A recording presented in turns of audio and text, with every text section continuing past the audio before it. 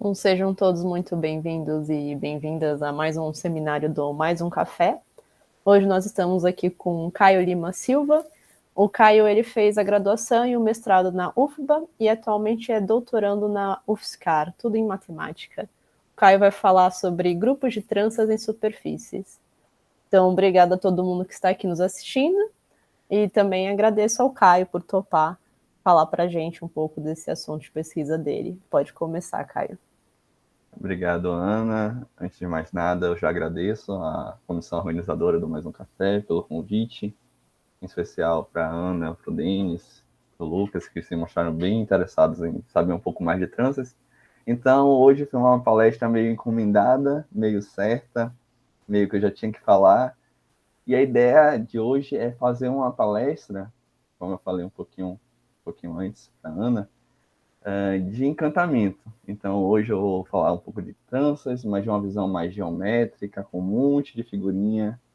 E eu queria que essa palestra ela fosse como se fosse ir na orla de Salvador, sentar numa barraquinha de praia, tomar uma aguinha de coco e conversar bem de leve, bem suave sobre matemática. Então, a ideia hoje é falar um pouquinho de grupo de tranças e superfícies. Para começar a palestra, eu vou dar um contexto histórico de toda a situação que englobou essa parte de tranças inicial, e principalmente sobre o criador dessa parte de tranças geométricas. Então, na matemática estavam sendo desenvolvidas várias teorias, e no século XIX, em particular, desenvolveu-se muito sobre a teoria de pontos fixos. Um dos caras que teve várias contribuições com a relação de pontos fixos foi o Emil Artin. Já vou pedir desculpa aos vivos, aos mortos, que eu não vou saber falar direito os seus nomes, então não se tremam, não se contorçam onde vocês estiverem, no túmulo ou não. Mas o Emil Artin, sei lá, vou chamar ele de Artin. Então, o Artin, ele estudava problemas de pontos fixos em autoaplicações do disco unitário. Em um desses estudos dele, ele viu a necessidade de recorrer a um pouco mais de teoria, a criar um pouco mais. E nisso ele acabou se deparando com um problema e alguns objetos que tinham comportamento meio trançados e que, durante o século XX, ele acabou nomeando e criando, através desse artigo que eu estou destacando aqui, essa teoria de tranças para a gente. Bom, mas essa não foi a primeira aparição de tranças no contexto matemático todo. Ela foi a primeira aparição de tranças no viés mais geométrico. Mas antes disso, o Adolf Hurwitz, ele via essa trança com uma outra visão. O grupo de tranças, que eu estou falando, ele vai ter uma relação muito própria, muito próxima de um certo espaço, um certo grupo fundamental de um espaço de configuração, para ser mais exato. Então, ele vai se comportar como esse P1 desse espaço de configuração. E esse Adolf Hurwitz, ele já tinha estudado um pouco sobre esse P1. Então, essas tranças na literatura, elas já vinham aparecendo de outras formas. Mas a visão geométrica, que eu vou principalmente destacar aqui, foi em 1925 com o Artin. Bom, o Artin começou a criar toda a teoria de tranças, falar um pouco do que seriam os objetos trançados e tal, mas ele era um austríaco, e ele viveu o primeiro caminhar dele na Alemanha. Então, em 1937, mais ou menos, foi quando ele começou a se desenvolver como matemático em si. Só que a gente sabe que esse período é um período pré-guerra, né? É um pré-guerra, guerra mundial e tal. Então, a ameaça nazista estava acontecendo e ele foi obrigado a emigrar para os Estados Unidos, e foi só assim, depois dessa imigração, que ele conseguiu, digamos assim, alavancar mais essa teoria de tranças. Mas dando esse contexto mais geralzão, que é importante a gente saber onde a matemática ela se vincula, ela se agarra na história, vamos falar do nosso objeto mesmo. Quando a gente pensa em trança, a gente vai pensar em coisas muito geométricas, muito, talvez, físicas, muito concretas.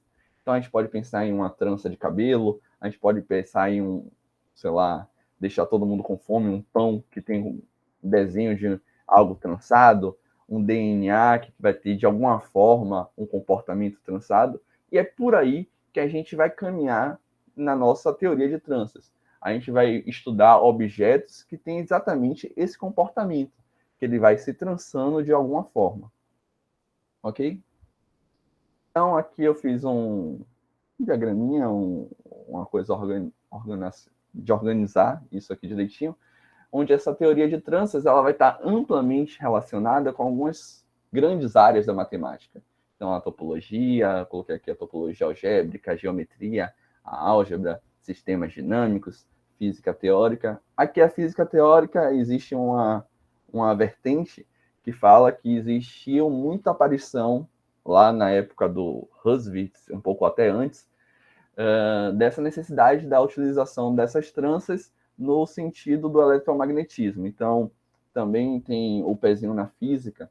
Essa teoria de tranças ela vai estar amplamente relacionada, ela vai estar sendo aplicável em teoria de homotopia, grupos cristalográficos, robótica, biologia, como aquela brincadeira do DNA que eu coloquei ali, criptografia, até a teoria de pontos fixos, como eu já tinha falado anteriormente. E aqui eu coloquei um pouquinho do que eu estudei na época do mestrado. Um dos problemas que nortearam eu aprender tranças era para saber um pouquinho sobre a linearidade do grupo de tranças, ou seja, eu queria descobrir se existia um homomorfismo que ele fosse injetor do grupo de tranças no grupo de matrizes invertíveis de Orle-Ine em um determinado anel. Então, o que eu fiz? Eu estudei algumas representações. Essas representações nada mais são do que esses homomorfismos injetores. Então, eu destaquei na minha dissertação a representação de Burrell. Essa representação ela vai estudar esse grupo de tranças de uma maneira mais ampla do grupo de tranças mesmo. E ele é bem interessante porque a gente tem respostas para eles, no sentido de, quando o meu grupo de tranças, eu tenho uma trança que tem 3 cordas, 2 cordas e uma corda, vai existir essa representação, e essa representação ela vai ser, de fato, fiel. Para 4, a gente não tem resposta até hoje, é um caso em aberto.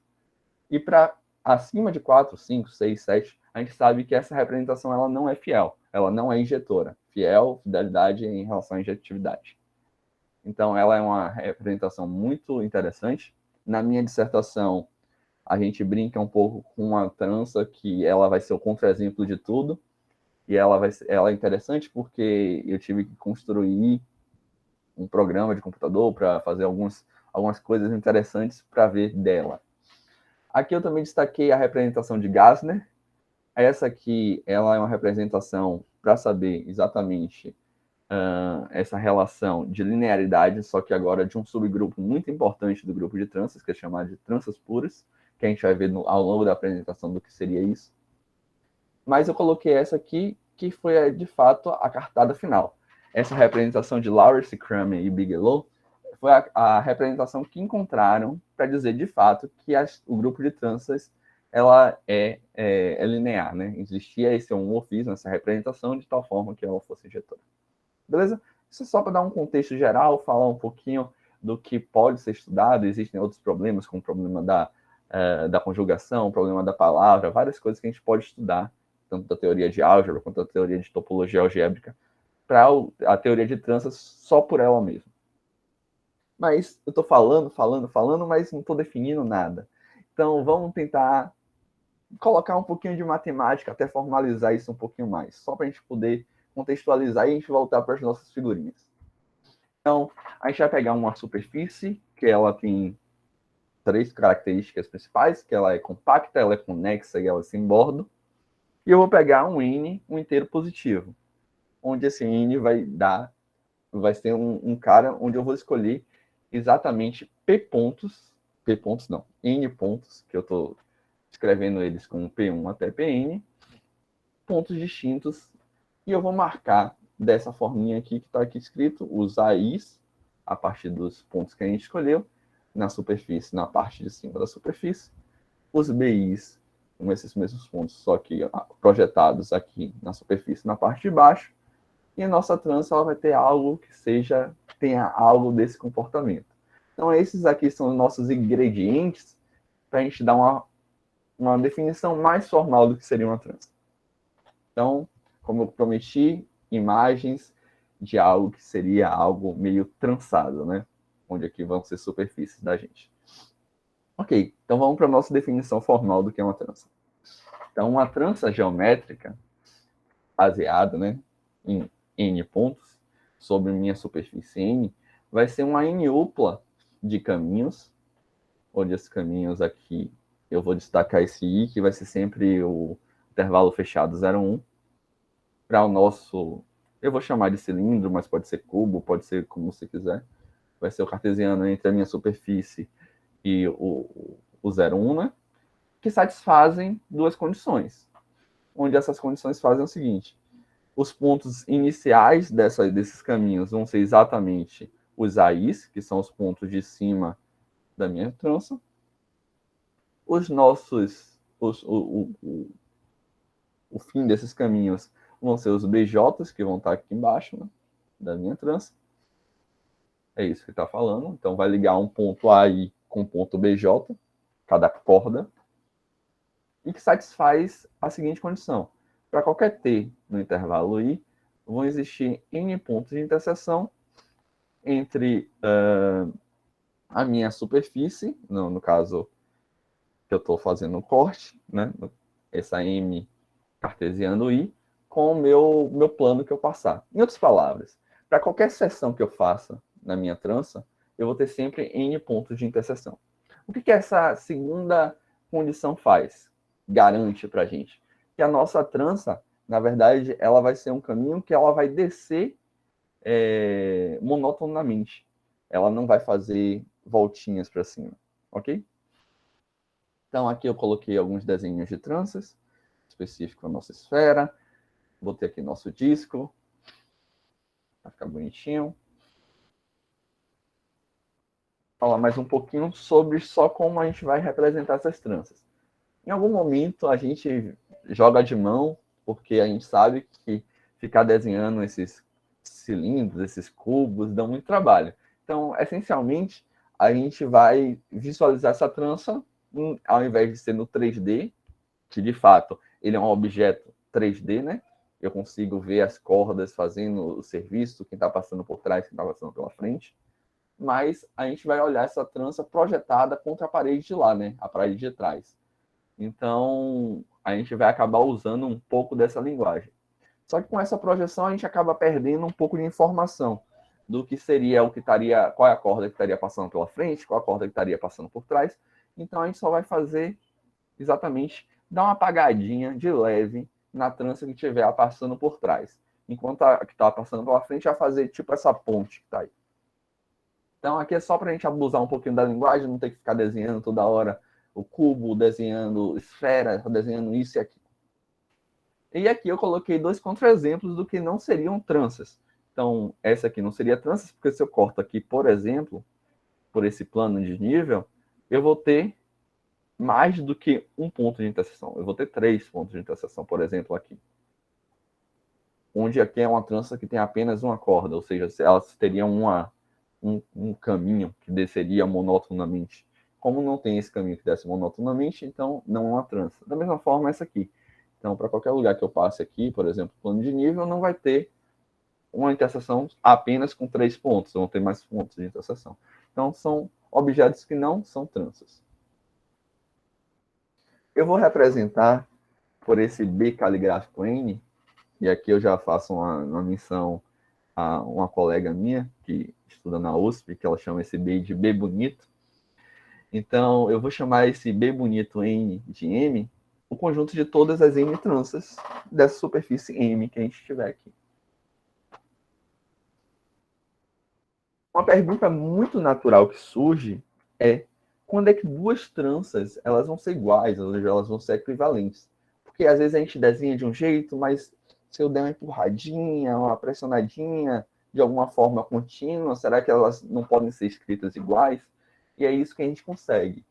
Então, a gente tem tranças que elas são consideradas equivalentes. Como é que elas são consideradas equivalentes? Elas são duas tranças, elas são ditas equivalentes quando existe um homeomorfismo, que está descrito dessa forma, né, entre, digamos assim, um cilindro no cilindro, de tal forma que a tampa de cima e a tampa de baixo sejam identidade, ou seja, não mexe em nada dessa parte, e que o fio aplicado na trança original vai dar a trança seguinte, né? Então, basicamente, é isso que diz que são duas tranças são equivalentes. No nosso disco, ou em outras superfícies, a gente ainda consegue abusar um pouquinho mais dessa equivalência de tranças, através desse movimentozinho aqui. Eu não sei se ficou tão grande, era para ficar um pouquinho maior, mas tudo bem, que basicamente faz o seguinte, dado uma trança que está aqui, e eu pego um ponto fora dessa trança, esse pontinho C, onde não tem corda alguma nesse espaço desse triângulo, um movimento que eu chamo de movimento alimentar nada mais vai ser do que trocar esse segmento AB que está aqui pela união dos segmentos AC e CB. Então, isso aqui seria um movimento alimentar, transformar isso nisso e isso nisso. Se eu consigo uma sequência finita de movimentos elementares que transformem uma trança na outra, eu digo que essas duas tranças elas vão ser tranças equivalentes. Ok? Então, eu coloquei aqui bonitinho duas tranças que são equivalentes. Não sei se fica tão claro, mas se eu pegar essa corda aqui, ó, que sai do ponto 1 e chega no ponto 3, e eu der uma puxadinha dela aqui, ó, percebam que ela está passando por trás de todas as outras cordas, ou seja, ela não se emaranha com ninguém, né? Ela tá bem solta na parte de trás. Eu posso puxar ela daqui de trás e subir ela um pouquinho, enquanto as outras duas eu dou uma empurrada para a esquerda. E eu consigo transformar essa trança nessa trança através dessa quantidade finita de movimentos elementares. Ok? Beleza. Eu vou chamar de Bn de M exatamente esse B caligráfico N de M, quocientado por essa relação de equivalência, que de fato é uma relação de equivalência. Então eu consigo particionar o espaço, fazer tudo bonitinho, e esse conjunto aqui, que ele vai ser o grande cidadão do nosso objeto de estudo. Como eu falei, deixa eu até voltar aqui, ele vai ser o nosso objeto de estudo, e eu dei um grande spoiler da minha apresentação do que eu falaria hoje. Eu não vou falar de um conjunto específico, eu vou falar de um grupo. Então, esse cara, ele vai ser um grupo. Mas para que seja um grupo, eu preciso de uma operação e preciso satisfazer aquelas três condiçõezinhas da gente, né? Que tem associatividade, que exista elemento neutro, que exista elemento inverso, além de ser fechado, né, para operação. Então, eu preciso construir, criar uma operação nesse conjunto. Essa operação vai ser dada exatamente dessa forma. Aqui eu agradeço ao meu coordenador, que deixou eu roubar algumas figurinhas dele. Essa figurinha está incrível. Que nada mais vai ser do que o seguinte. Eu quero operar a trança beta 1 com a trança beta 2. Então, eu vou pegar a trança beta 1 e vou concatenar com a trança beta 2. Ou seja, vou colar essa parte inferior da minha trança, da primeira trança, com a parte superior da segunda trança. Note que em cada ponto aqui, ó, eles vão se conectar, né?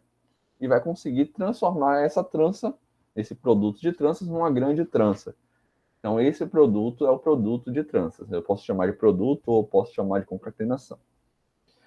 Esse produto é um produto de tranças, mas eu consigo induzir esse produto para ser um produto de classes, né? Então, o que eu vou fazer? O produto das classes das tranças nada mais vai ser do que pegar um representante de cada classe, operar pelos produtos de tranças e tomar a classe desse cara, ok? Então, esse conjunto BNM, que ele é descrito dessa forma, como a gente já viu, munido com essa operação que ela é induzida desse produto de tranças, ele vai ser de fato um grupo.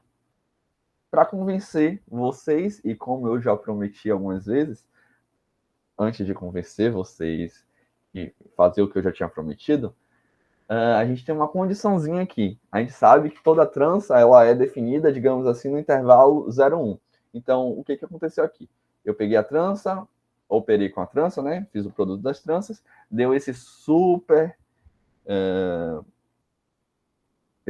prisma, digamos assim, onde eu teria algo que não era o 01. Então a gente dá uma chunchadinha, dá uma apertadinha assim, para tudo dar certo. Como tudo é homeomorfo, dá essa apertadinha, não estou rasgando nada, não perco continuidade, então tá tudo bem definidinho, ok?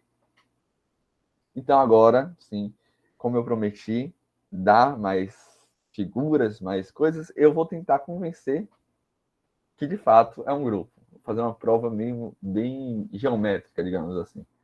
Então, dado 3 tranças, a beta 1, beta 2 e beta 3, eu quero ver se o primeiro axioma de grupos vale. Ou seja, eu quero ver se de fato é associativa. Então, se eu opero beta 1 com beta 2 primeiro, eu obtenho essa trança. E eu opero beta 3 depois, eu tenho essa trança. Então, eu tenho que essa trança vai ser o resultante do produto de beta 1, beta 2 primeiro, fazendo beta 3 logo em seguida. Se eu faço beta 2 e beta 3, e depois faço beta 1 com o produto de beta 2 e beta 3, eu vou ter algo semelhante. Então, fiz beta 2 e beta 3 aqui, depois eu fiz beta 1 com o produto beta 2 e beta 3. Notem que aqui vão dar a mesma trança, né? Vai dar a mesma trança. Beleza? Então, de fato, o produto de tranças, o produto induzidos pelo produto de tranças, ele é associativo. Vai existir um elemento neutro, e esse elemento neutro é o mais clássico que a gente pode pensar. É uma trança que tem todas as suas cordas descendo trivialmente, ou seja, elas descem como segmentos de reta. E esse produto ele também vai existir um elemento inverso. Como é que a gente vai fabricar esse elemento inverso? Eu tenho uma trança aqui. Imagine agora que eu estou colocando um espelho nessa parte inferior da minha trança. E eu vou rebater essa trança daqui como imagem desse espelho, fazer uma simetria em relação a esse espelho. Eu vou obter essa trança daqui de baixo, concorda? Essa trança ela vai ser o candidato a ser o meu inverso. Por quê? Se eu faço o produto dessas tranças, eu obtenho o seguinte, obtenho essa super trança da gente. Beleza, ela não parece ser trivial. Eu preciso que a trança multiplicado, o produto concatenado com o inverso dela, seja trivial. Mas repara, eu destaquei aqui essa trança, essa corda em vermelho. Perceba que essa barriguinha daqui da corda, ela passa totalmente por trás das outras cordas. Então eu posso puxar ela aqui por trás e pela direita, de tal forma que ela saia dessa configuração. Então eu consigo fazer isso aqui que eu estou fazendo com a mão. Não sei se dá para ver. Eu faço assim. Puxo ela por trás e tiro esse emaranhado que estaria visualmente. Depois, a gente observa que essa parte toda daqui, ela vai estar passando pela frente das outras cordas. Então, eu posso pegar ela aqui e dar a volta pela frente também. Depois disso, é só puxar totalmente por trás, porque ela também está totalmente por trás das outras cordas. Em outras palavras, eu consigo uma sequência finita de movimentos elementares de tal forma que transforma essa trança na trança trivial. Como eu estou vendo tudo dentro de uma classezinha, eles vão estar dentro da classe do trivial. Então, de fato, o nosso produto desse cara, no caso, esse cara, vai ser o nosso candidato digníssimo ao nosso inverso das nossas tranças. Beleza? Ok. Uma coisa importante para ser falado é sobre um homomorfismo que ele é muito específico quando a gente usa as tranças, que é chamado homomorfismo permutação. O que esse homomorfismo faz? Então, ele vai pegar uma trança e vai jogar na permutação associada a ela. O que seria essa permutação associada a ela? Na parte de cima da permutação, seria os pontos iniciais das minhas cordas, e a parte de baixo seria onde as cordas estão chegando. Então, o homomorfismo permutação ele vai retratar para a gente, essencialmente, e perdendo toda a consideração do que a gente faz de desenho, mas o que a trança está saindo, de onde a trança está saindo, até onde a trança está chegando. só por desencargo de consciência, a gente sabe que esse homomorfismo ele é sobrejetor, porque para dado qualquer permutação que a gente tem aqui, a gente consegue uma trança de tal forma que eu pegue o primeiro ponto e ligue no cara que está dando da permutação dele. Então, não é difícil ver que esse cara é um homomorfismo sobrejetor.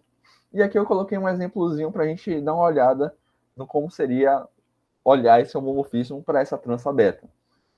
Então, eu estou aqui na primeira corda, que é essa corda que eu destaquei em azul. Ela está saindo do ponto 1 e ela está chegando no ponto 2. Então, aqui eu estou indo do 1 no 2. A minha trança 2, a minha corda 2, ela está saindo do ponto 2, é essa corda vermelha, e está chegando no ponto 4. Então, está saindo do 2 e chegando no 4. A minha corda 3 é essa cordinha aqui verde. Ela está saindo do 3 e chegando no 1. Então, 3 vai no 1. Aí essa cordinha, que é a rosa, ou alguma cor semelhante à rosa, está saindo do ponto 4 e chegando no ponto 3. Então, 4 vai no 3. E a minha última corda, que é essa cor laranja, ela está saindo do 5 e chegando no 5. Então, aqui eu estou saindo do 1, chegando no 2. 1 vai no 2, 2 vai no 4, 3 vai no 1, 4 vai no 3 e 5 vai no 5. Então, eu teria essa permutação associada a essa trança. Eu poderia até escrever com um ciclo do tipo 1, 2, 4, 3. Ok? Beleza. Por que eu destaquei tanto esse homomorfismo permutação? Lá no início da apresentação, quando eu falei um pouco sobre o mestrado, eu falei do meu mestrado, no caso, eu falei sobre um subgrupo bem importante do grupo de tranças, que é chamado de grupo de tranças puras. E é sobre ele que a gente vai começar a guiar, a construir e falar um pouquinho mais agora. Mas para isso, tem uma proposiçãozinha aqui, que eu acho que é bem tranquila da gente ver. Essa sequência aqui, ela é exata curta. Ser uma sequência de grupos e homomorfismos é algo que tem essa estrutura. Ela ser exata significa que sempre a imagem da aplicação anterior vai ter que ser igual ao núcleo da aplicação sucessor. E ela é curta porque ela tem essa estrutura onde tem os grupos triviais nas pontas, ok? E acaba repercutindo que esse homomorfismo ele é injetor e esse homomorfismo aqui ele é sobrejetor. Beleza, esse aqui é sobrejetor, a gente já comentou sobre ele um pouquinho atrás, que ele é um homomorfismo permutação. Se ele é um homomorfismo permutação, vou olhar o núcleo dele está aqui, então eu posso olhar essa aí como sendo a minha inclusão das tranças que estão no núcleo dessa permutação dentro do BN de N. Só que a imagem pela inclusão é o próprio núcleo, então não tem mais o que fazer. Então ela é de fato exata curta, e eu coloquei essa proposição aqui para dar uma definição formal do que seria esse grupo de tranças, esse subgrupo interessante da gente, que são chamados de grupo de tranças puras, que é exatamente esse PN de M, que é exatamente o nosso núcleo do homomorfismo permutação. Ok? Ou seja, são todas as tranças que saem de um ponto, por exemplo, a corda sai do ponto 1, ela vai fazer o emaranhado que for, brinca na trança, vai, enrosca com outra, vai, desce, mas ao final ele vai acabar no ponto 1. O 2 vai no 2, o 3 vai no 3, ou seja, todos os homomorfismos de permutação de todas as tranças puras são a permutação trivial. Ok? Beleza. Como eu prometi, eu fiz um contexto talvez bem geral nesse primeiro momento, mas em particular a gente vai olhar em 3 superfícies interessantes. E depois eu até explico porque eu escolhi essas superfícies, porque elas vão ter características legais para a gente observar. Primeiro, o disco, que em si foi o que o Art ele estudou, que inclusive esse grupo de tranças no disco é chamado de grupo de tranças de Art. Depois eu vou falar um pouco da esfera e depois do plano projetivo, tá bom? Então, primeiro falando do disco. Não que essa parte não dê para generalizar e ir para mais do disco, mas vamos concentrar no disco. Eu vou destacar e nomear algumas tranças que elas vão ser interessantes para a gente, que são essas sigma I e sigma I a menos 1. Como é que são essas sigma I e sigma I a menos 1? Elas vão ser tranças onde todas as cordas descem como segmento de reta e só vai haver cruzamento entre a iésima corda e a iésima mais 1 corda. A sigma I, ela vai ter a iésima corda passando por baixo da iésima mais 1, e a sigma I a menos 1, ela vai ter a iésima corda passando por cima da iésima mais 1 corda, ok? Bom, por que a gente destaca tanto essas tranças como importantes para a gente? Porque se eu pego qualquer trança, de alguma forma eu consigo jogar ela para cima, jogar para baixo, dar uma ajeitadinha, dar uma lançadinha na trança, mas eu consigo separar de forma a que essa trança sempre tenha, ela seja escrita como um pedaço de sigma I a menos 1. Então essa trança que está aqui, eu consigo transformar ela para essa escrita, onde aqui eu só tenho sigmas. No caso aqui eu tenho um sigma 2, aqui eu tenho um sigma 1, aqui eu tenho um sigma 2, e aqui eu tenho um sigma 1 novamente. Ok? Isso acaba induzindo a gente a pensar em um conjunto muito particular, que é chamado de conjunto gerador.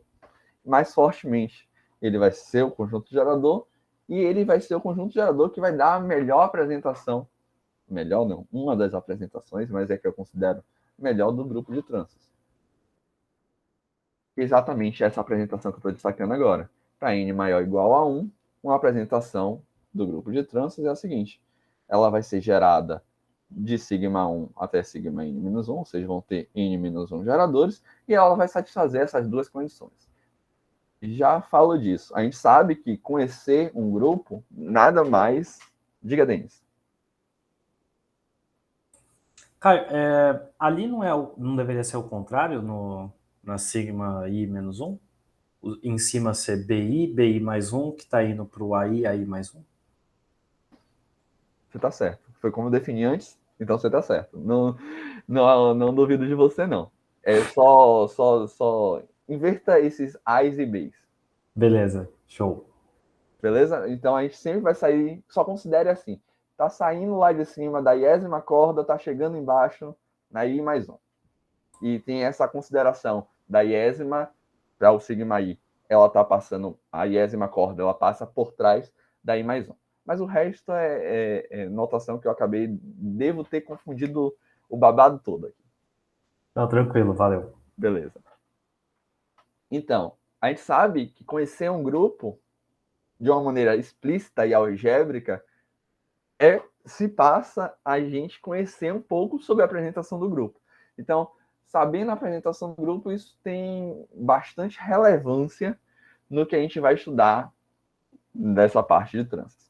Então, eu destaquei aqui a apresentação do grupo e eu meio que vou convencer para vocês sobre essas relações de novo, através da geometria das tranças em si. Então, de novo, esse grupo ele é gerado por esses n-1 geradores, onde são esses sigmas que eu retratei aqui em cima, e eles vão satisfazer essas duas relações. Vou começar destacando essa de baixo. Eu vou ter uma comutatividade entre sigma I e sigma J. Se sigma I e sigma J estão afastados o suficientemente. E o que seria estar afastados o suficientemente? Que a norma, né, o módulo da subtração entre eles vai ser maior ou igual a 2. Em outras palavras, se eu tenho pelo menos uma corda que separa os dois sigmas, e eu vou ter uma outra relação, que é essa relação quando eles estão muito próximozinhos, que é sigma I mais 1, sigma I, igual a sigma I mais 1, sigma I mais 1. Ok? Vamos tentar convencer vocês que isso vale. Então, aqui eu desenhei uma 5 trança, né? Uma trança com 5 cordas, onde eu peguei aqui o sigma 1 e aqui eu tenho um sigma 4, ok? Aqui é a primeira corda, né? Que passa por trás da segunda corda, ou seja, é o sigma 1 mesmo. E aqui eu tenho a quarta corda, que ela passa por trás da quinta corda. Então, é o sigma 4. 4 menos 1 vai ser maior ou igual a 2. Então, eu consigo ter essa mobilidade, né? Essa brincadeira. Ou seja, eu posso puxar esse enlaçar um pouco para baixo, enquanto eu vou puxando o outro para cima, e basicamente eu tenho a minha comutatividade. Ok? Acho que essa não é difícil de convencer todo mundo que isso vale.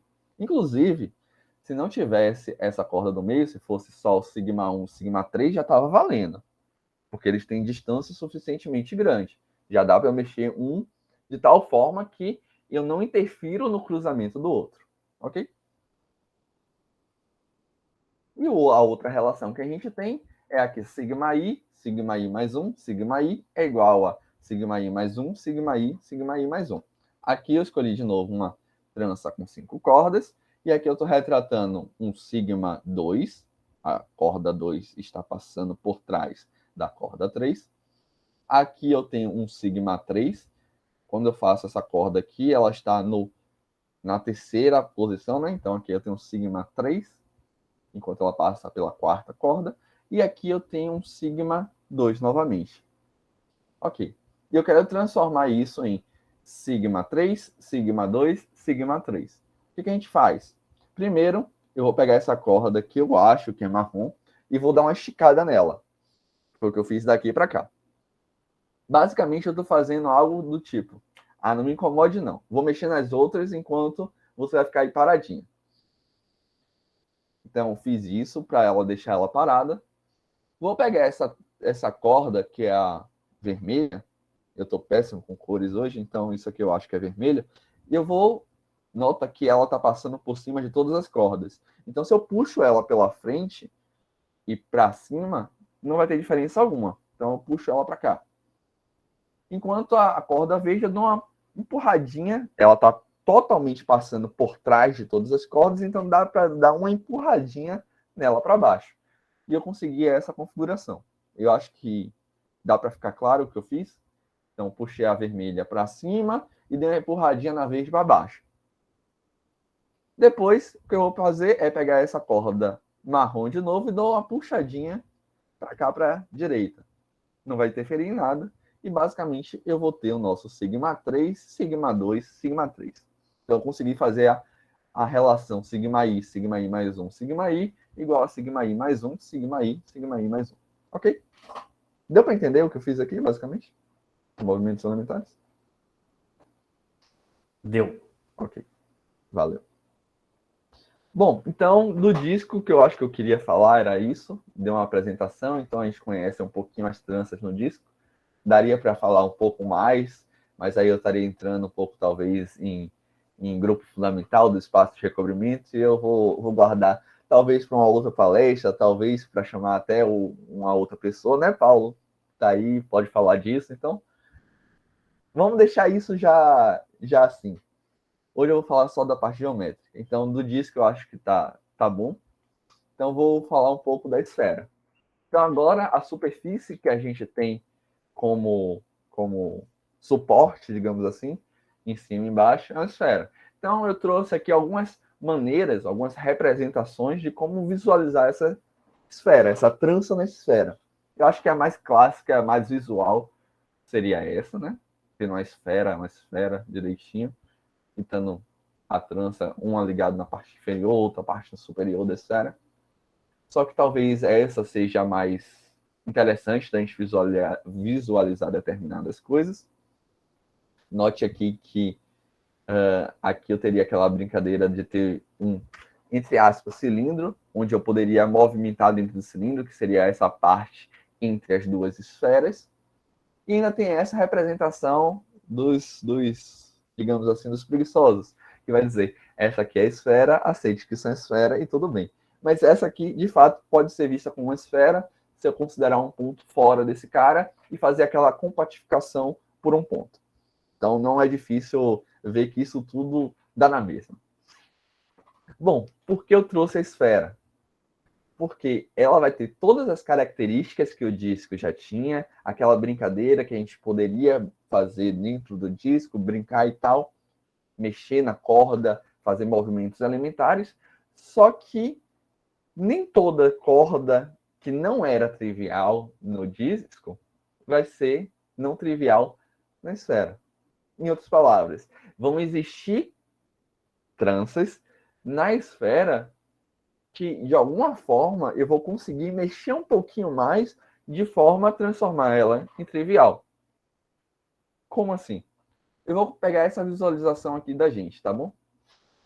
Tendo essa visualização da gente, todo esse espaço aqui entre as duas esferas é um espaço plausível para eu fazer meus ajustes, minhas empurradinhas, minhas puxadinhas com as cordas.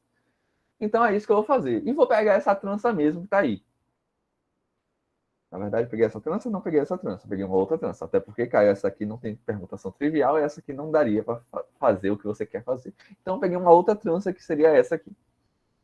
Nota que eu destaquei essa corda de vermelho. Então, a gente vai brincar um pouquinho com ela.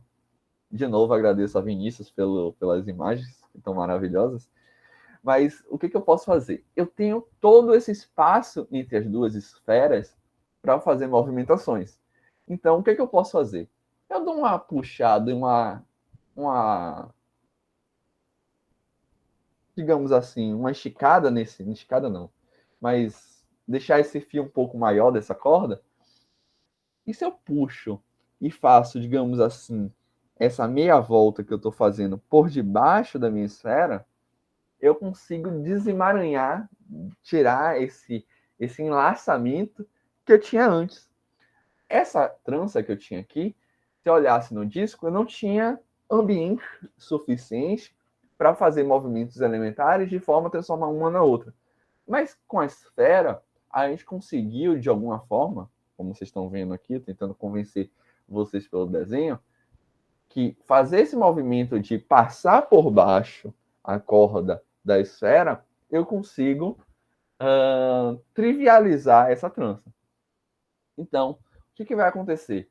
Para a esfera, ela vai ganhar algum contexto maior. Então, nem toda trança, ou seja, vão existir mais tranças na esfera, no grupo de tranças da esfera, que eu consigo transformar com a quantidade finita de movimentos elementares, transformar elas na trivial. Então, tendo isso, eu consigo mexer um pouquinho na apresentação do disco para se transformar numa apresentação da esfera. Antes de falar disso, uma coisa que eu não falei antes, mas daqui a pouco eu volto. Deixa eu destacar aqui esse cara, então. O que está acontecendo aqui? Eu tinha uma trança trivial, mas a gente viu agora, estou trazendo de novo a representação, digamos assim, entre aspas, mais preguiçosa da esfera, mas lembrando que aqui é uma esfera, então a gente pode passar por baixo da esfera, né? Então, eu dei uma esticada na corda, depois passei por baixo e transformei nesse emaranhado. Esse emaranhado aqui, eu consigo descrever ele em função do sigma i, sigma 1, sigma 2, sigma 3, até sigma n menos 1. E a gente sabe que ele é trivial, porque ele consegue, na esfera, se trivializar através dessa quantidade de movimentos elementares, que seria essa passada por debaixo da esfera. Então, eu reescrevi ele como esse carinha aqui. Então, vieram dois carinhas, que são o Fadel e o Van Buskirk, e deram uma apresentação para esse grupo de tranças BN da esfera. Ele vai ter exatamente os mesmos geradores, vão ter as relações que eu já tinha antes no grupo de trança do disco, e vai entrar essa relação extra, que nada mais é do que passar por debaixo da esfera. Ou seja, esses tipos de trança elas vão trivializar.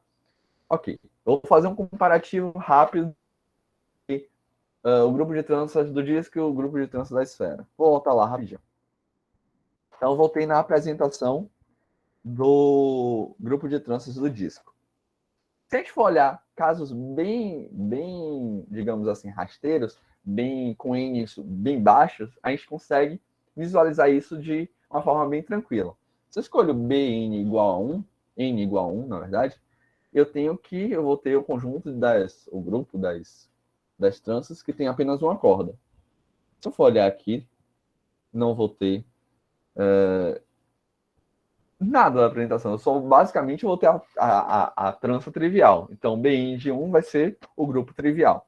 Se eu escolho N igual a 2, eu vou ter apenas um gerador. Essa relação ela não vai fazer sentido, porque eu não vou ter distância suficiente entre geradores, até porque só vai ter um gerador. Então, ela não faz sentido estar aqui, e nem essa, já que só vai ter um gerador, que é o sigma 1. Então, na verdade, o B2 do disco ele é isomorfo, olhando com o isomorfismo mais trivial no gerador em gerador, com Z. Então, já é um carinha, um grupinho infinito, né? Só daí. Olhando um pouquinho agora da esfera, de novo, se eu escolho N igual a 1, tudo isso aqui morre, ou seja, eu só vou ter a trança trivial, de qualquer forma. Mas se eu olho um N igual a 2, eu vou ter um gerador, onde essas duas primeiras relações, que são iguais às relações do disco, vão morrer, vão embora. Contudo, essa daqui, ela preserva, onde aqui vai ficar sigma i ao quadrado igual a 1. Então, esse carinha aqui, ele vai ser isomorfo ao Z subíndice 2, Z2. Então, com apenas a modificação do espaço que a gente está olhando, né, da superfície que a gente está olhando, a gente tem uma diferença, talvez até gritante, entre os grupos de tranças do disco e da esfera, ok? E como eu prometi, eu falei que eu ia falar do disco, da esfera muito por conta dessa possibilidade de movimentação, de passar por baixo da esfera. Eu falei também que ia falar um pouco sobre o plano projetivo. Então, essencialmente, a gente consegue uma maneira planar de representar esse plano projetivo, e a gente vai usar muito essa daqui, onde eu tenho o círculo, que ele se identifica com os antipodais, né? Então, um ponto aqui, ele vai ser a mesma coisa que o ponto daqui, antipodal a ele, esse com esse, e assim vai. Todos os antipodais, eles são o mesmo ponto, no caso. Então, é isso que eu vou dar de consideração dele. Mas o que isso é interessante para a gente? Se eu estou no plano projetivo e eu entro em uma parede desse plano projetivo, considerando o cilindro sendo a cada seção que eu faça vai ser um plano projetivo, quando eu entro na parede da minha trança, eu vou ter que sair imediatamente no lado antipodal dela. Ou seja, entrei num ponto, vou sair no ponto antipodal dela. Então, o plano projetivo e outras superfícies que eu consigo ter uma representação planar de forma que eu consiga entrar nas paredes, então ele vai ganhar um ingredientezinho a mais, vai ganhar um gerador a mais. Então esse cara vai ser interessante. Então, só fazendo uma analogia bem, talvez até tosca, quando a gente jogava, não sei se o pessoal mais novo tem isso, mas a gente jogava Pac-Man, nada mais é do que você tá lá fugindo dos fantasminhas, entra no lado da parede, fugindo, vai parar no outro lado da parede, saindo do outro lado. Então é basicamente isso que a trança ela vai poder fazer agora. Ela vai descer, entrar pela parede, sair no antipodal dela e continuar o movimento dela. Ok? Então eu vou destacar essa trança, que ela vai ser interessante para a gente. E uma característica dela peculiar é que ela tem ordem 2, essa trança. Ou seja, peguei essa trança, né, que ela terminaria até aqui, e opero com ela de novo. Isso vai ser trivial. Como é que ele vai ser trivial? Repara. Vamos lá, vamos brincar. Se eu pego esse pontinho aqui, dá para ver meu mouse? Eu acho que dá, né? Se eu pego esse pontinho aqui e caminho pela bordinha daqui, esse círculo aqui, se eu consigo puxar essa trança por esse jeito, essa daqui que está conectada a ela, ela vai rodar no mesmo sentido e chegar até aqui. Ou seja, se eu pego esse ponto e puxo para cá por aqui, esse pontinho daqui vai por trás, que eu vou fazer os antipodais dele, né? Até chegar aqui. Ou seja, essa trança e essa trança, elas vão ser equivalentes. E além disso, agora vai surgir esse pedacinho aqui, né? Vai ter esse pedaço e esse pedacinho daqui, que é interessante. Ou seja, essa barriguinha. Mas o que a gente pode fazer com essa barriguinha? Pega a barriguinha e empurra ela toda contra a parede. Quando eu jogo ela toda contra a parede, ela vai sair toda no outro lado. Então, joguei essa parede toda, ou joguei toda essa parte da corda contra a parede, ela vai sair nesse lado daqui. Se eu tiro agora a trança que está conectada à parede da trança em si, né? Se eu pego a corda e tiro ela que está conectada à parede da trança, eu consigo transformar ela em trivial. Então, só para dizer que esse cara tem, de fato, ordem 2, tá bom? É uma característica interessante dele. Bom, mas generalizando, aqui eu estou com um elemento específico e é um elemento específico, uma trança específica que tem apenas uma corda. Mas eu posso generalizar esse cara que eu chamei, já dei um spoiler, que vai ser geradores a mais. Então, vão ter esses carinhas aqui, que são chamados dos ROs. Os ROs, ROI e ROI a menos 1, são caras desse conjunto, né? Que fazem exatamente esse serviço. Eles vão sair do iésimo ponto, né? Vão passar por trás de todas as cordas anteriores, vão entrar pela parede, vão sair no antipodal e vão passar pela frente de todas as cordas que vinham depois desse ponto. E volta para o ponto normal. Ok? Esses são os nossos ROI. Beleza? Ok. Então, em 66, o Van Buskirk, ele também conseguiu uma apresentação para esse plano, para esse grupo de tranças do plano projetivo. Que nada mais é do que pegar os N-1 geradores que já existiam, tanto para o disco quanto para a esfera, acrescentar, já dei spoiler do que vem em seguida, os N-ROs que a gente considerou, tem as duas primeiras relações, que são as mesmas relações que tem no disco, e ganham 4 novas relações que misturam o Rho e o sigma, ok? Essa aqui eu não vou ilustrar porque daria um pouquinho mais de trabalho visual. Daria para fazer da mesma forma que eu fiz para o disco, mas eu preferi deixar dessa forma. Bom, eu acho que eu consegui apresentar um pouquinho a forma geométrica dessas tranças. Aí agora eu vou fazer aquele velho merchan do que a gente está fazendo agora no doutorado. Então, no doutorado eu vou trabalhar um pouco com algo parecido com esse teorema tão famoso na topologia algébrica que é chamado Teorema de Borzoi-Ulam. O que o Teorema de Borzoi-Ulam fala? Se eu pego uma função da esfera de Sn em Rn contínua, uma função qualquer, pode ser a função que você mais gosta, sempre vai existir um ponto na Sn de tal forma que a imagem dele e a imagem do antipodal dele vão ter sempre a mesma imagem, na verdade. Vai ser igual essa imagem. Em outras palavras, se eu pego uma função do tipo, chutando, tá? Vamos supor que seja uma função temperatura. E essa seja uma função do Sn visto como a Terra, digamos assim. Ok? Então vão ter dois pontos antipodais, dois países antipodais, países tipo Brasil e Japão, supondo que Brasil e Japão são antipodais, de tal forma que essa temperatura nesses dois lugares vão ser iguais. Sempre vai existir dois pontos antipodais que vão ter essa mesma temperatura. É basicamente o que o teorema de Borzoi-Ulam fala. Aqui eu coloquei uma imagenzinha para ilustrar quando n igual a 2. Eu tenho basicamente a minha esfera, né? O que esse teorema fala é que se a gente ameaçar, dar uma chunchadinha, dar uma apertadinha com carinho, porque não pode rasgar, tem que ser tudo continuamente, de tal forma que eu consigo colapsar esses dois pontos antipodais.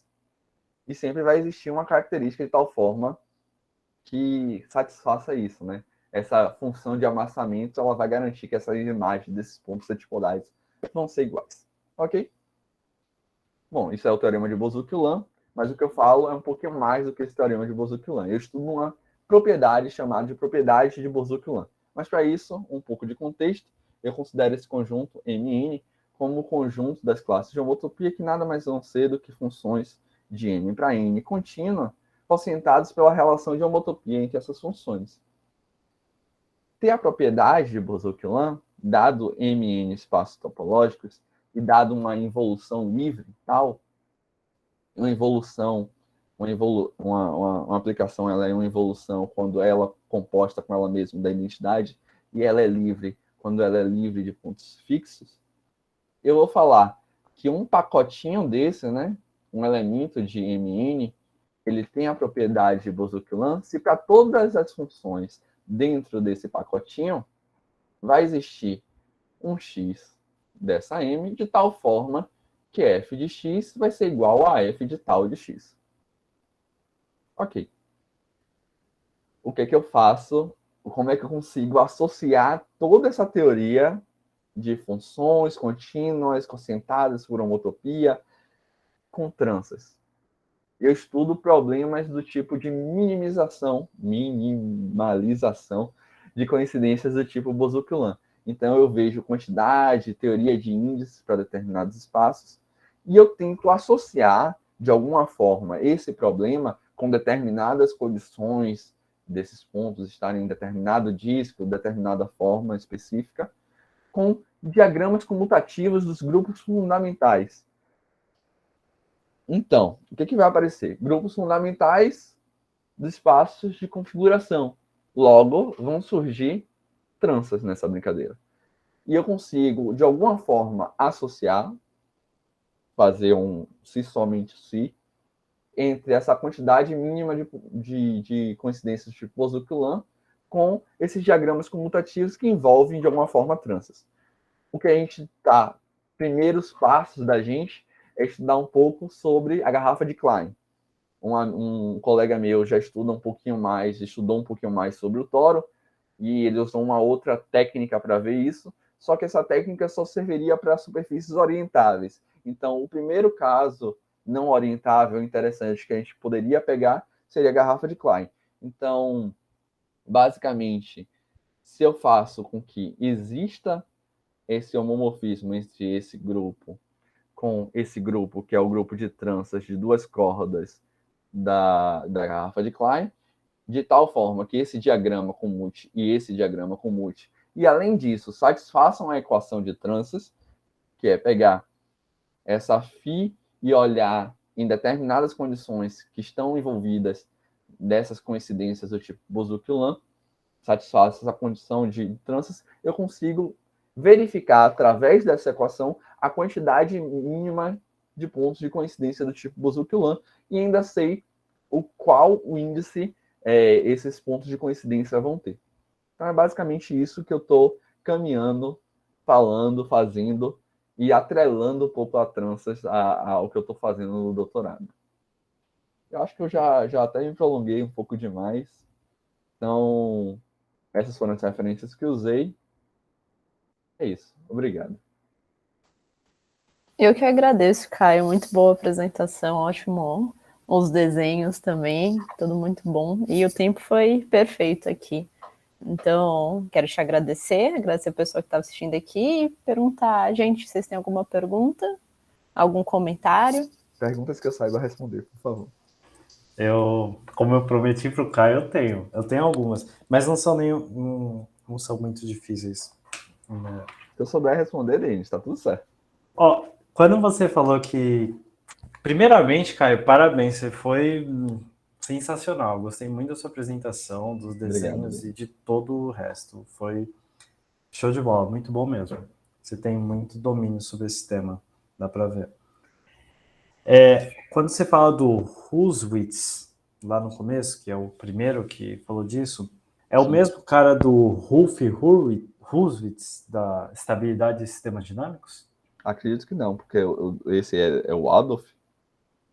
Então, não sei, é que ele fala de estabilidade de sistemas dinâmicos, que ele dá um critério lá para os autovalores e tal, e você falou que isso se aplica, essa teoria se aplica em sistemas dinâmicos, então eu fiquei pensando, será que é o mesmo cara? Minha resposta nesse momento vai ser não sei, mas eu posso verificar se de fato coincide, mas não duvidaria que fosse também.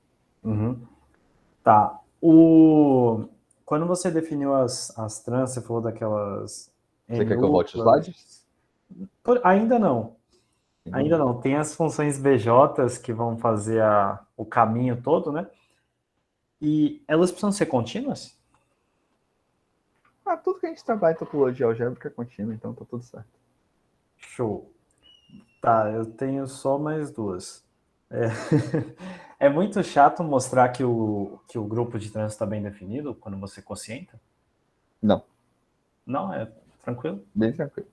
Bem tranquilo mesmo. Basicamente, ela daria trabalho naquela. Deixa eu voltar no slide.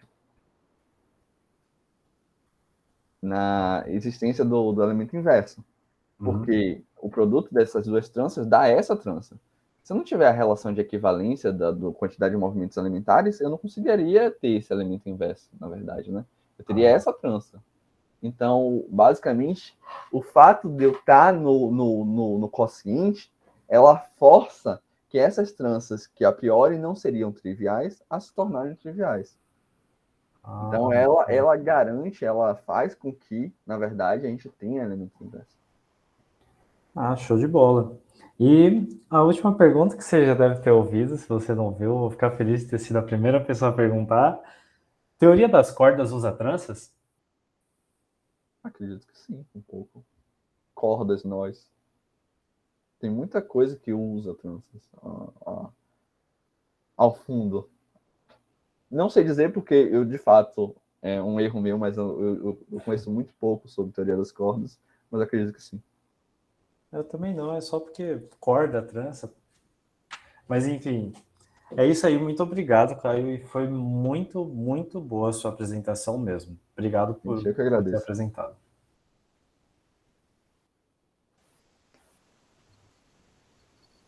Mais alguma pergunta, comentário? Essa associação do Denis foi muito boa. Corda com trança, só porque desenha, achei maravilhoso. O Caio, obrigado pela apresentação, achei que foi maravilhosa. Eu que E agradeço, falando Thiago. o que o Denis perguntou aí sobre a questão do Hurwitz, é o mesmo Hurwitz, só É? que esse Hurwitz ele trabalha com várias coisas. Ele trabalhou com teoria de números, ele trabalhou com análise, álgebra, sistemas dinâmicos. O que existia na época ele fez. É um cara muito famoso. Ah, que bom, então. Obrigado mesmo. Vou anotar no meu caderninho, então. Essa associação Isso é topologia algébrica, né? Que você está estudando, né? Eu diria que é tudo, Thiago. É mais topologia algébrica, mas envolve tanta coisa que eu falo que está no meio termo, né? De tudo. De fato, de fato. Existem muitos problemas abertos nessa área, assim, de grupo trans. É uma área relativamente nova, né? Aliás, tudo que Relativamente envolve novo. teoria de grupos, assim, de uma certa forma, é novo, né? Se você for considerar que, de fato, uma estruturação dela começou a partir de 1925, então tem muita coisa ainda para brincar com ela. E o fato de ter esse apego visual facilita muito a compreensão, você acha assim? Com certeza. Às vezes atrapalha, porque a gente tenta fazer muita coisa também só por visual. Aí eu posso falar um pouco sobre um problema lá do mestrado, porque nas tranças puras, esse já abriu a possibilidade de eu falar muita coisa agora aqui, existe um processo, um algoritmo, que é chamado de penteamento de trança. Incrível, né? Que basicamente é escrever essas tranças da maneira que os geradores das tranças puras estão escritos. Esse penteamento de trança, ele é importante para vários aspectos. Inclusive, ele era importante para determinar a linearidade do grupo. Então, uma das primeiras tentativas minhas, na época do mestrado, foi fazer o penteamento da trança, que seria o contra-exemplo máximo da gente, na mão. Fazer o penteamento todo, ao visual, ao geométrico. Mas era algo que daria muito trabalho, seria extremamente longo, eu não sei quanto tempo? O algébrico já deu trabalho, eu tive que construir um programa, porque na mão em si já não estava dando. Inclusive, eu estou atrás, talvez, de alguns invariantes de tranças, de talvez possam ser que ajudem a matar mais rápido essa dúvida. Mas até o momento a gente não conseguiu algo mais... É justamente essa linearidade que você está falando, é representação linear, eu presumo, Representação linear. Você não consegue pegar um exemplo da questão desenhada, trazer para a questão matricial e voltar depois? Sim. Esse é o objetivo algébrico que você fala. É um estudo que o pessoal fez lá no início, que tem como você transformar isso em uma matriz, no caso. E experimentar, ver coisas da trança através dessa matriz. Mas para uma trança mais complicada, você acha que é muito mais difícil? A matriz fica muito complicada, muito complexa? As tranças daqui estão tão bonitinhas, Thiago. Tem cada trambolho, tem cada coisa que a gente faz no cabelo da gente, que você não sabe o que vem. Ótimo. Isso é bem verdade, isso é bem verdade. Obrigado, Caio, mais uma vez. Obrigado. Eu que agradeço. Parabéns também pela apresentação.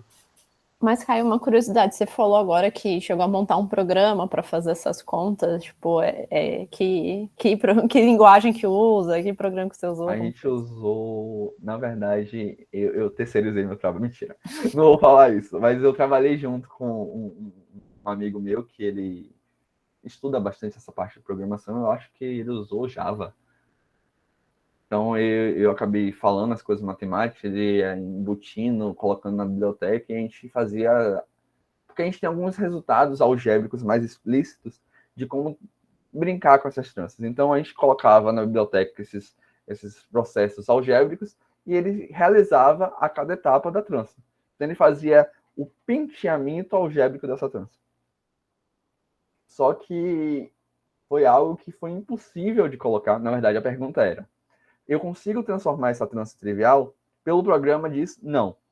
Só que era impossível colocar o resultado do programa na minha dissertação, porque tinha mais de 10.000 páginas, só de extensão de sig mais is, como eu poderia descrever algebricamente uma trança. De deixar qualquer um maluco, né? Então, não, como eu te falei, Ana, mais cedo. Eu queria que você repetisse essa parte, que eu acho que eu não entendi muito bem. Você então, tinha 10.000 páginas de código ou de resultados? De resultados. De resultados? É porque toda trança ela pode ser escrita como geradores, né? Como Sim. A gente viu, ele é apresentado dessa forma. E as tranças puras são apresentadas com outros geradores. Mas não vem muito ao caso agora, porque eu não coloquei desenho, então não quero entrar nesses detalhes. Mas eu conseguia transpor do Java para o Word, copiar e colar. E quando eu escrevia a trança do Java para o Word, ele resultava, isso só dos geradores, né? Escrito gerador. 10.000 páginas de Word. Nossa, que coisa!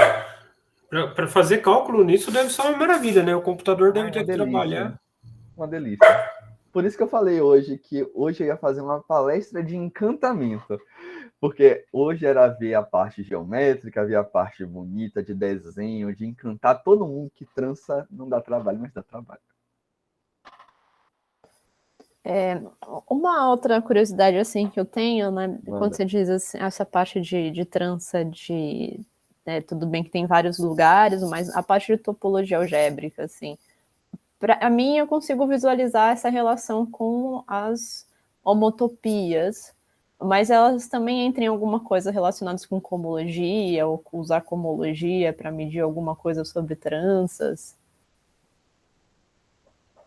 Não sei falar muito sobre isso, mas eu já vi coisas que estão relativamente atreladas a isso. Não, legal. Pessoal, tem mais alguma pergunta ou comentário?